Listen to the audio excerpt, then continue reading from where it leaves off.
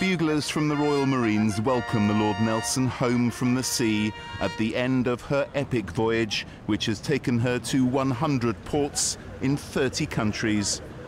To celebrate, she was granted the rare privilege of sailing up the Thames and under Tower Bridge to moor alongside HMS Belfast. With all this going on, the ship couldn't afford to be late.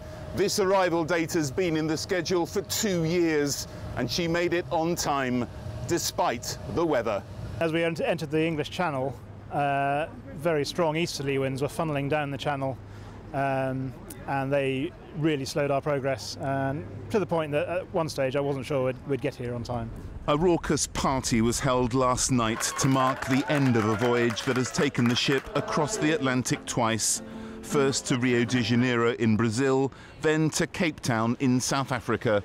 From there she headed to India, Sri Lanka and the Far East before arriving in Australia and New Zealand.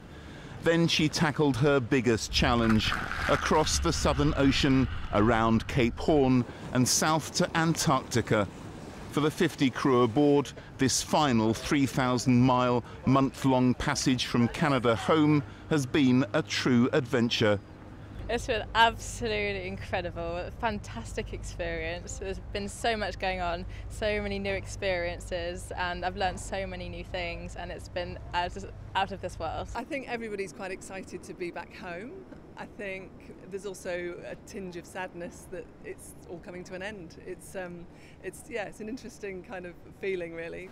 Now the ship herself is due some well-earned rest in her home port, while her crew head back to dry land and to real life. Work next week, so yes, a big reality check.